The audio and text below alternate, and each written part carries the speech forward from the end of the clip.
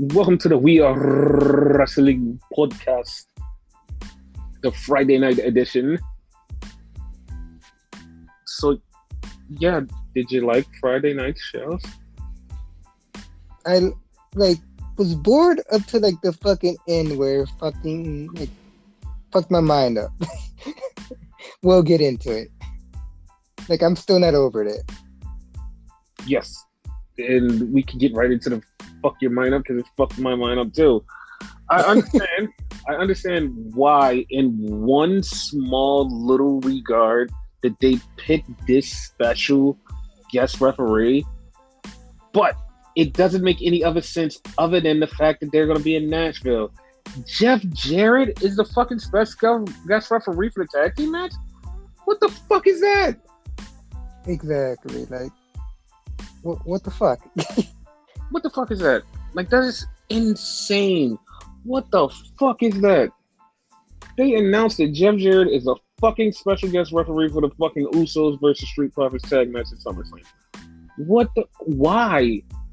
Why? I can't even jokingly make up an excuse for that shit. The only excuse, like I said, is Nashville, Tennessee. That's it. That's it. And that's all I can come up with. It's that's it. But that was a big reveal of the special guest referee that was keeping everybody on their toes. That was the randomest shit ever. But whatever. So SmackDown opened with Michael Cole out there saying that Pat McAfee's back because last week Pat McAfee wasn't there. And this week he's back, and Pat McAfee cuts a promo on Bartender Cabron. And he brings up the fact that they were on the same football team at one point and a long time ago.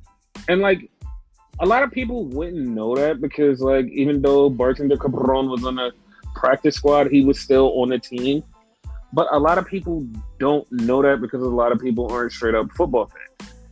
And to me, I knew about it, but it was yeah, I'm not going to bring it up because it's never going to be part of the storyline.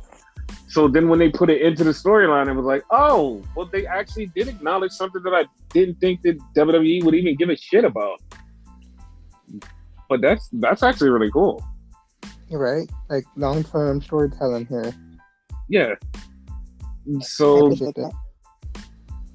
basically he said he's going to beat the shit out of Corbin, and Corbin faked that he had monkeypox or some bullshit. And that was a segment, and then Pat McAfee brought out Liv Morgan so she can have her first title defense against Natalya. And this was a pretty good match. It wasn't bad. It was a pretty good match. They fought a little harder than I thought they was going to fight. Right. They slapped the shit out of Liv at one point. It was God damn, dude. She fucked her up. Yeah, she fucked her up. But Liv did get the win, and they officially announced the match that was officially announced weeks before this. Liv is going to take on Ronda Rousey. It's okay. It's for the title. We knew it was going to happen, and it's just, all right. Yeah. It's not as bad as... I mean, yeah, of course it's not going to be as bad as him because neither one of these people are begging for their title shots. So here's the part that starts to play tricks on everybody because I have a feeling that Theory is going to cash in on Cody when he wins the title. So they have Theory backstage, and Paul Heyman walks up to him and was like, "Listen, we should talk." And then Theory's like, "You know what? After I win a title, I might need an advocate or a wise man." And he walks off, and it's okay, so now they're deepering and sowing the seeds of Theory's going to cash in at SummerSlam, which is it's too blatant for me that it's right there in your face. It's in your face. It's in your face. It's in your face. It's in your face. It's happening. It's in your face. And it's it's too blatant for wrestling to do this. And it's this is this is a little bit too on the nose for it to happen right there. Something that's supposed to be a quote unquote surprise, and like they keep pushing it home like this is gonna happen, and that's what making me go, I'm not sure this is gonna happen. I'm not sure. Yeah, I agree. I don't think it's gonna happen. I could be wrong though. Yeah, no, there's always a could be wrong, but it's always a, you know, we can definitely be 100% right. Yeah. So then we get the Viking Raiders music. And the Viking Raiders are coming out. Only thing that they're not the Viking Raiders, they're just the New Day dressed up as the Viking Raiders. It's like, okay. And they started making jokes about Raiders or something like that. Yes. And they start making jokes about them. And then the Viking Raiders do come out, but they get attacked by Jinder and Shanky and also the New Day and run them off. And it's like, okay. That's weird. Apparently Jinder's a face now. Maybe. So yeah, that's what I said, apparently. So then we get Gunther and Ludwig in the back. And they're talking to Kayla. And Kayla's like, you know that Shinsuke still gets a shot at you for the title. And Ludwig, what happened last week? So Gunther starts talking in, like, whatever his language is, German. But he had already said, he was like, listen, he's like, the sacrifice for losing is getting their ass beat. Just like I said last week, like, that's the reason he did it. So he took down his shirt because Kayla's like, well, next week is going to be Ludwig versus Nakamura. And he took down his shirt and he smacked the shit out of him. And Kayla, like, she's right there, so she heard every hit of the sound, and she's just, like, in shock. And Ludwig goes down and, like, okay, next week, you better beat Nakamura. Oh, all right. So then we get my favorite match on SmackDown this week. My favorite. Aaliyah comes out, and then Lacey Evans comes out. And Lacey cuts this promo, and Lacey just leaves. Just fucking leaves, dude. It's like, what the fuck was that? She was so goddamn random. It was so stupid, but it was so goddamn random. Best match of the night. Yes. So then we get Drew McIntyre. And this was funny because I was wondering how they were going to turn into this, because they're trying to stretch this thing out for Sheamus and Drew to SummerSlam. But it made me laugh so much the way that they did this. And, like, I knew he was going to fight Ridge, but I didn't think that they were going to do it this way to make it more entertaining than it already was. So they come down for the match. It's supposed to be Sheamus versus Drew. And Ridge has on his wrestling clothes. Butch runs out and grabs the bell. And all of a sudden, Sheamus is trying to stop him. So Sheamus is like, stop. And Butch rings the bell. So the wrestlers goes, okay, cool. And it's just Ridge Holland versus Drew. And it's like, what the fuck? Like, what? Like, that's how they got to this match? It was very entertaining. And Drew beats Ridge Holland. It was like, okay, cool. So then we have the Maximum Male Models promo. And next week, Max Dupree is going to introduce his sister, Maxine Dupree. Who do you think it's gonna be? Like, I hope it's not. I already know who it is. Like, you cannot have modeling and anything without bringing in the original, well, not the originator, but the only person over the last 15 years that has been doing this and making this cool that nobody's been really paying attention to. The person who runs the House of Couture, Jenny Couture. Ah, okay, so, yeah. That's perfect. She's here in the States because her husband or fiance, Walter, is here. So she's here too. So bringing her on stage, yeah. Yeah, Jenny has something. Like, she has something, like the personality, the look, she has something. Yeah, He's like, yeah, she's definitely gonna work with. She's definitely gonna work with. that works perfectly. Cause like when I heard the name, like I automatically thought of a Santino and Santina Morella type thing. That's what a Which lot of people immediately jump to. Like a lot of people immediately jump to. It's like, oh, this is gonna be him with a wig or something. And it's like, no. You bring Jenny.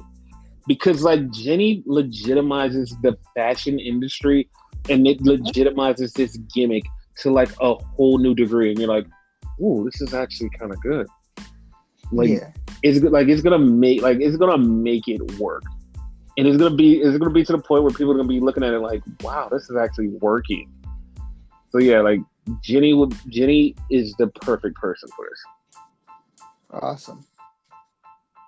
So then we get into the whole thing of the closing of the night. So we have Austin Theory comes out to the ring. So he's out in the ring and he's about to face Mad Crap Moss. And Mad Crap is in the back. And Paul Heyman walks up to him. And Paul Heyman is trying to tell him that he should beat the shit out of him. And he should end him. And it should be over. And Mad Crap is like, yeah, whatever, shut up. And leaves. So Theory has the match with Mad Crap, and Theory wins by disqualification. So Theory, once again, is talking shit about the tribal chief. And then here comes the bloodline adjacent Samuel Zedden. And he comes out and says, hey, he's like, you shouldn't be talking about our tribal chief like that. And Sammy's arm is in a sling. So Theory's like, yeah, what are you going to do? You're not even part of the bloodline. And then all of a sudden the Usos music hits and everybody goes crazy. And Theory runs back towards the ring, which was a dumbass move for him. Because when he ran back to the ring, Mad Crap caught him and beat his ass again. So yeah, that was really dumb of Theory. Dumbass. Yes. So that also played into the last match of the night, which was Angelo Dawkins versus Jimmy Uso. So they did a spot where they knocked out the referee, and both of them had legit 3 counts. They had legit 3 counts on each other. Jimmy had one and Dawkins had one. And then when the ref got up, Dawkins hit the sky high. 1, 2, 3. But Jimmy's shoulder was up. So they're arguing back and forth. That's when we get the reveal of Jeff Jarrett. And the funny part is like, they just keep fighting and they literally fight until they go off the air. It's like, wow, this is actually happening. And they had like 19 gazillion refs, but they just kept fighting and they just kept fighting and they kept fighting and they kept fighting. I'm like, God damn, dude. And at that point, that's the only thing that's Jeff Jarrett. Yeah. Like that Jeff Jarrett thing was just like, it's just weird as fuck. Like, they could have had somebody better, but I don't know why they just picked him. Whatever. Like a tag team specialist of some kind. Mm-hmm. Hell, like, it would never happen, but Marty Jannetty. That is way far off than anybody I would have thought of, but okay, sure. No, that's what I'm saying. Like, something like way off, but at least it makes a little sense than Jeff Jarrett. Yeah, because Jeff is the only time he's ever really held a tag team title was with Owen, and like he's never really done other tag team stuff. And it's like him as a referee is just like, it's like you're a very suspicious cheater. So it kind of just like yeah. And so, for all we know, he might be like part of the bloodline or whatever, like, and bought off, Yes. But I'm pretty sure something will happen that will change the dynamic anyway. Yeah. So that was SmackDown.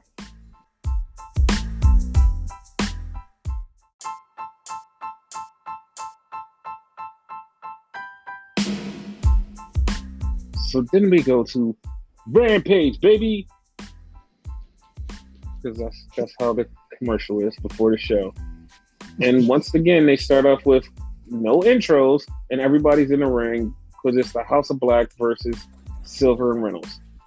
And this match was okay. Like, it wasn't bad. It was okay. It wasn't my favorite match of the night for real, but it was like okay. And Silver did a German suplex to Brody King. It's like, okay, cool. And like they were doing like little back and forth shit, back and forth. And of course, the House of Black wins. So this is what was really funny about this that made it like hilarious. They're leaving. House of Black leaving. Fucking leaving. They already won. Fuck this show. We're done. They're walking to the back. And Malachi's going first. Him and Julia, they're already through the tunnel. And fucking Brody's walking. And then Darby fucking jumps on him like, like, where the fuck did you come from? Where the fuck did you come from? That scared me because I didn't know where the fuck he came from. Like, he jumped on Brody King and they start fighting. And then Sting and Malachi have the best face-to-face because they look like they were actually like a face-to-face that you would do if you were doing a setup for something. It's like, oh, these two guys are going to fight with their names on the bottom. That's exactly how it looked.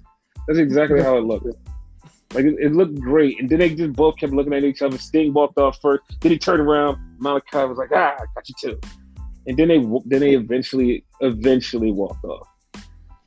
And then we had a Miro promo. Miro's talking about, God, why did you curse me with black mist to my face? Maybe I should fight House of Black or I should join House of Black. And it's like, at this point, who gives a fuck? I don't care. Like, him joining House of Black, I really don't care. It's like, it's not improving the House of Black. It's not like taking them down. I don't give a shit. Like, you're just like the worst person here. Not helping him one bit either. Yeah, it's not helping anybody. Whatever. Do something with him, make him happy, whatever. At least he'll get rid of this gimmick if he does it. No, I mean, probably won't. He'll probably be a god man. Whatever. So, yeah. Then we get to the actual match of the night, my favorite match of the night, Lee Moriarty versus Jonathan Gresham. Great match. I love this match. And, of course, Jonathan Gresham won. I knew Lee Moriarty wasn't going to win because this match was on just like regular television. But, like, it led to some interesting stuff afterwards. And so, like I said last time that Gresham had said it out of his mouth, he's the best wrestler in the world. He wants to face the best. He's this, he's that. And he called out Claudio Castagnoli. He said, listen, he's like, you and Brian, like, keep talking about y'all the best in the world. Like, I'm way better than you. So Claudio came out and answered the challenge that wasn't actually a challenge, but he just came out and said, yeah, me and you for the title. So now at Death Before Dishonor is going to be Claudio Castagnoli versus Jonathan Gresham, which I cannot wait. Oh God. That made me so hard. God damn it. God damn it. They're going to wrestle at Death Before Dishonor, a Ring of Honor pay-per-view, not an AEW show, a Ring of Honor pay-per-view, an actual Ring of Honor pay-per-view. Man, goddamn, dude. Goddamn. Like, I can't wait. Like, I can't fucking wait. And also... I'm not mad at that at all. Mm-hmm. Like, sorry for cutting you off, but, like, I just feel bad for Moriarty a little bit, though. Like, I feel like this match should have been the pay-per-view. It was good. It just would have been better at the pay-per-view. But, like, fucking Claudio's going to be, like, a fucking banger of a match with fucking Gresham. Yes. But also, they said 2 out of 3 falls Renegade called for the Briscoes versus FTR. And that looks like that's going to be a fucking banger. The first one was a banger. This one also looks like it's going to be a banger because, like, fucking awesome. Yeah, I'm in now. Like, I originally said, like, I really wasn't into it because it's just a fucking rematch. Like, if you put some type of stipulation, which I said word for word, make it 2 out of 3 or something. Mm-hmm. That's exactly what they're doing. So yeah, it's gonna be great. Yes. So then we had my nieces, the Renegade twins, Charlotte and Robin, versus Chris Statlander and Athena, which was really fucking horrible because like they beat the shit out of them.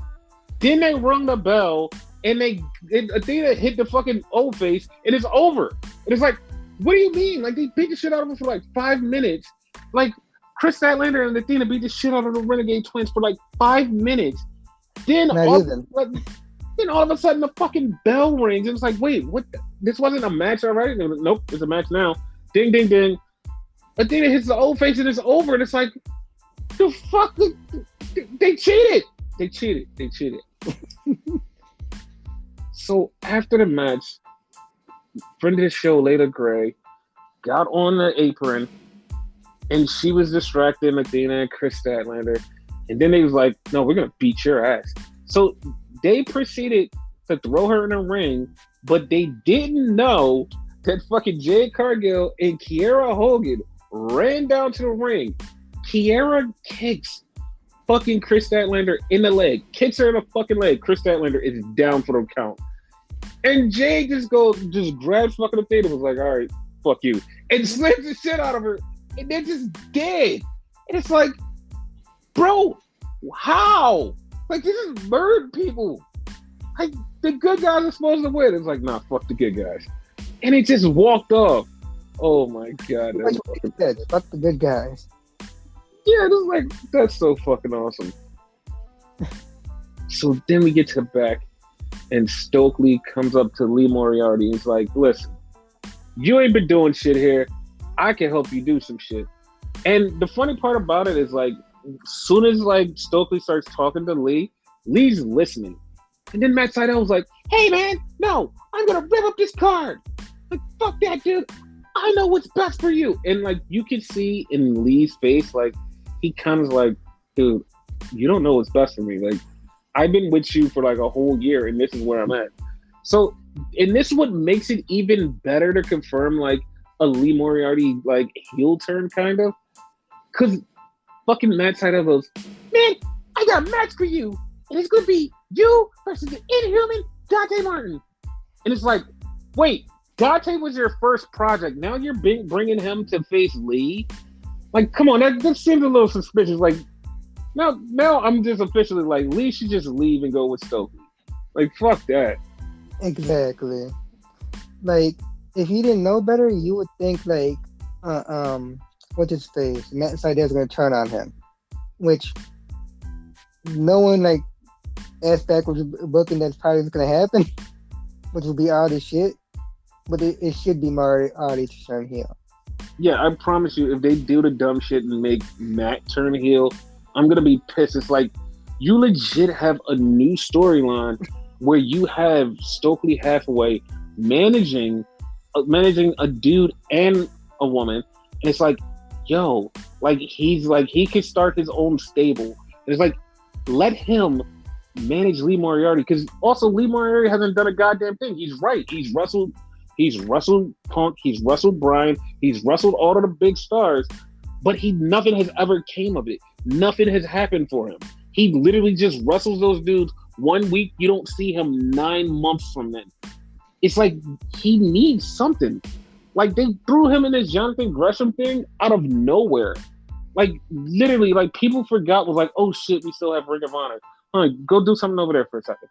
And it's like, dude, like, you're really ruining this kid. Like, he's a fucking top star. Like, but I guess people don't see it. But if they put him with Stokely, they're gonna have to see it. Like, at this point, he should have been part of the BBC. And if you remember, along with Yuta, he was one of the people that Bryan said he wanted to have in there. Yeah, but the only reason it didn't work was because it's too many good people in the BBC, and if you have like all the good people in one stable, it would be too OP. So that's why they like, nah, we're gonna save him for another stable. So hopefully Stokely has more people that kind of balance out with Moriarty, and they have like a good stable. So that would be great. Yeah. So then we had the Ass Boys. And the Ass Boys come out and they cut the promo, and I don't even know what the fuck they're saying. And then that claim came out. And the claim was there, and Daddy Ass goes, I know what you all want. We could give it to you. How about we do it one last time? Scissor me, Daddy Ass. And he got super kicked right in the chest. And then they just proceeded to beat the shit out of the Ass Boys. And Max Caster cut a rhyme, and he almost said the F word. So, yeah. So I popped for that part. Yeah. I popped even more that fucking Billy was like, you're not supposed to say that. Yeah, that was really funny. So then we get to the main event. Private Party versus the Lucha Brothers. And I think it is Mark Quinn or Isaiah Cassidy. It's Isaiah Cassidy. Isaiah has cut his hair and his beard is... Wait, no, Mark Quinn is the little skinny one. No, because Isaiah Cassidy, the one that we had like for a minute. Like Mark Quinn was the one that was quote unquote injured. They had the like blonde streaks. Okay, then Mark Quinn, whatever. Yeah. Mark Quinn cut his hair, and now he has a gray beard, and he looks like he put on like 15 pounds of muscle. He doesn't look really skinny. He's back to like he's bigger than I've ever seen him. And like they get in there against the Lucha Bros. It wasn't a spectacular match, but they kind of held their own. They kind of did. It wasn't a spectacular match where it was like, oh my God, it stole the show. It stole the show. It was like, no, it was good. It kind of like kept up. And then at one point, Phoenix injured his knee. And it's like, what the fuck? He barely can stand up. And the ending of the match was so goddamn stupid. I was just like, what the fuck? Like, Private Party needs to get away from like Andrade and his family. Cause they're wrestling, and all of a sudden, like the Rush got his back turned. Roosh comes in. So Roosh is in there, and he knocks the shit out of Phoenix, knocks him down, then he punches the fuck out of fucking Penta. So when he punches Penta jumps over the fucking other, like one of the Private Party and hits him with a Canadian Destroyer, and it's like, what? Like, he was supposed to get knocked down. You gave him a Canadian Destroyer, and fucking they just fucking win like that. It's like they did nothing. Andrade and them did nothing to help him. And after that, Private Party was like, yo, man, like, y'all still fucked us over. And like Andrade and Bruce was like, no, it's your fault. It's like, no, it was your fault. Like, it was your fault. Exactly. It's like, what the fuck is going on here? It was so goddamn dumbass chaotic. It was like, what the fuck is happening here? So they're going to go face again eventually. They have to.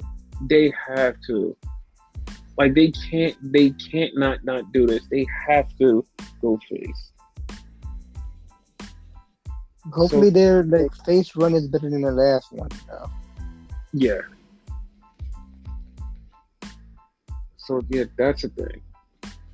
So then, I mean not then, but like an injury update, which is like very fucking weird what this injury update is. So we have an update on Adam Cole. Okay. Adam Cole has a torn labrum, which is like an upper arm muscle. And it's like, okay, but he wants to keep, like, he just wants to do rehab. He doesn't want to get surgery. And I'm just automatically like, that is a very bad thing. That's a very bad thing. And the reason I'm saying it's a bad thing is because he had this torn labrum for a while. He had it for a while. It's not just like, oh, he just got it like wrestling this week. He had it for a while. He torn his labrum and he's like, no. I just want to get like therapy. I'm just going to do therapy and everything's going to be fine. And I'm thinking like, you've had it for a while.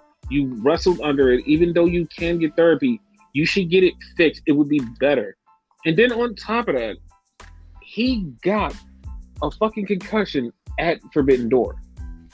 So he's all types of banged up. Yeah, he needs to chill. Yes. And Santana is also really fucked up with his knee and ankle. Like his knee and ankle, he's fucked up. He's really bad. So he's gonna be out for a while.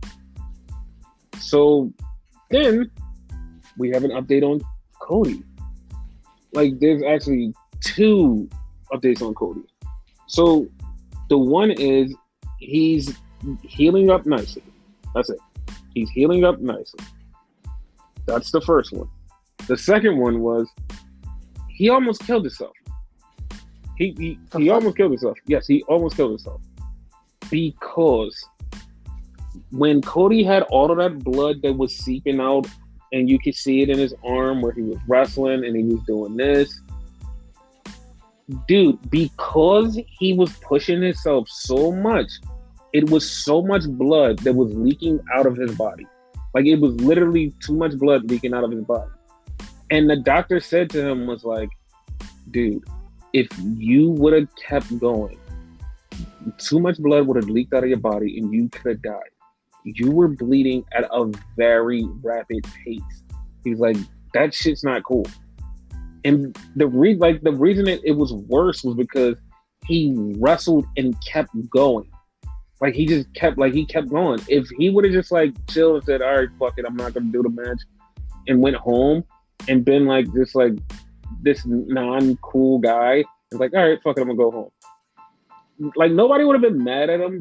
Nobody would have said anything. Been like, all right, cool, yeah, he went home. But him wrestling on that and like pushing his body to a certain limit and making more blood pump out of it, and was like literally almost killing him. Yeah, like that. Like looking back on it, it's like, yeah, you kind of just went home. But thank God he's gonna be fine and he's gonna be back. And the way he was talking was like, he said, they don't want to give me a timetable because they know I'm gonna try to rush back. And like the way he said it was like, okay, you saying that they didn't give you a timetable because they know you're in a rush back. But I feel like you do have the timetable and you know exactly when you're coming back. Just like I've been saying the whole time. The Rumble. Yep. But like, goddamn, like knowing that he almost bled out and almost could have died just makes me go, fuck, like, that was really fucked up. Like whoever's in charge now, next time, tell him no. But that's the thing though. Like you, like, no matter what happened, it wasn't as bad as it could have been. Because like even when the doctors checked him, it was like, okay, fine. Because like it was a little bit of blood and like it wasn't gonna fuck his body up anymore. And they didn't know how much blood was actually like leaking out. So when like I said, when he got to the doctors and was like, yo, this is like crazy amounts of blood. Like you could have died if you would have kept going extra hard. And it's like, it's fucking insane. Yeah. So, yeah, that's like stuff. Like this injury stuff. Too many fucking injuries. Yeah, of course. Of fucking course. So, yeah, that's you got anything else to say? Because like I don't really know what else to say. Hopefully, like on the topic of fucking injuries, like hopefully Phoenix is not injured. Shit, he seems like really bad up. Mm-hmm. Dude, like I said, if he's injured, it's the perfect time to get injured because everybody's fucking injured. So everybody just fucking do it. Like it's fine. Like great. Like that's all I'm thinking is like if he's injured, everybody should just be injured right about now. Just do it. Just fucking do it. Because apparently the Ruby Soho injury is a real thing. It's not a work. Like they worked her injury into a storyline. Like, it's so many injuries. And the bad part is, like, it's the AEW side that has more injuries than the WWE side. And it's like, that shouldn't be, but, like, because they're working less dates and not working constantly, then that's what happens. But it's like, fuck, like, it kind of sucks. It sucks real bad. Yeah. But yeah, that's all I really got to say about that. Yeah, like, any other news, notes, reviews? No, I was gonna answer with the Santana thing, but like you brought it up. Like I read somewhere like 6 to 8 months. Yeah, it's 6 to 8 months. It definitely is. It's a very long time. Wow. So I'm like, because he said it was his knee and his ankle, a torn ACL and stuff like that. It's like really, really fucking bad. So. Yeah. Hopefully he recovers quickly, like before the date. No, I don't want him to recover quickly. Okay. Like, I don't want him to, like, it's not like being an asshole or nothing. I don't want him to recover quickly because it's nothing for him to do. It's nothing for him to do. It's nothing for him to get back to. Yeah, I don't want him to recover quickly and be like, oh, yeah, I'm back for, nothing. All right, fuck it. Here's the thing, though, right? There's nothing for him to do in AEW.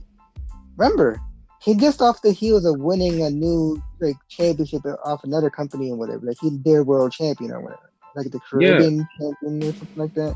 Yeah. So that's bad for him. So as far as that, hopefully he recovers quickly. AEW, whatever. Yeah, it's like no reason. Like, yeah. It's no reason for any of that. Yeah. Like, he doesn't have to come back. He doesn't have to do anything. Like, just fucking just chill. Like, it's too many injuries already. Like, there shouldn't be more injuries. Mm-hmm. So yeah, like that's like I have no problem with like him being out. If there was like a really, really bad, serious person that like needs to come back right now, I'd be like, yeah, like I hope they could come back right now or whatever. But like as far as Santana, he didn't have no real special mission that he needed to be back for. So it's like nothing that you need to be back for, nothing that you need to be here for. You can chill. Just take your time, heal up. Everybody will be here. It's fine. Hopefully you don't strip him of that title. He was proud as shit for that title. That's the thing. Like, they have to. Dude, he's going to be out for 6 to 8 months. Like, there's nothing else you can do. Like, especially if that company is, like, trying to grow and move on their own. Like, you have to strip him of the title. Like, there's nothing you can do. It's a brand new company, so that is true. Yeah, it's like nothing you can do there. Like, you're fucked. Like, your champion, your main champion is somebody who's injured. That title isn't coming back for 8 to 12 months. Like, dude, you have to fucking take that title off of him and just go, all right, we're going to start a new tournament.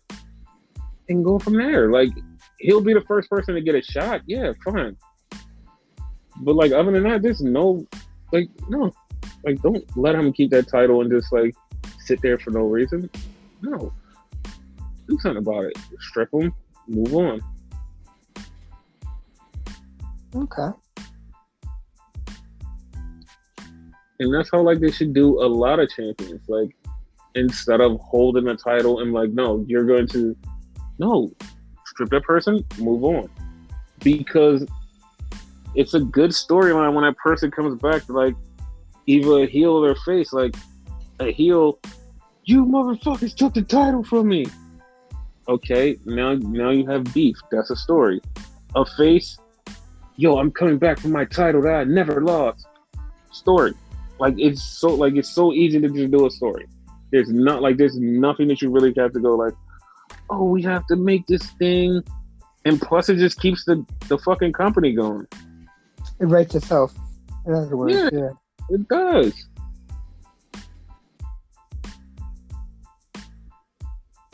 Especially depending on the heel or face. Because, like, suppose, like, right now, like, knock on wood, Moxley gets injured. They strip him of the title. That would be a bitch, by the way. no, you know exactly what they would do because like they just did this and made him fucking interim champion. They would make somebody else an interim champion too, and be like, all Yeah. right, I'm gonna make this person an interim champion too. And when they all come back, it's a 3-way, and it's like, yeah, but like you don't need to do this interim title thing. You could just roll the title to somebody else, new champion, and then move on.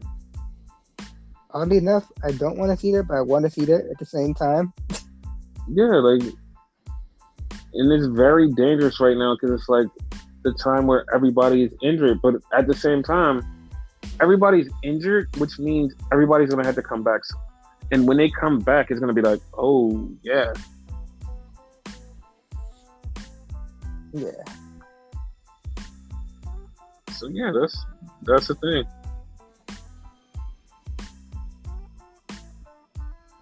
Okay. So anything else? Nothing else. Okay. On that note, then yeah.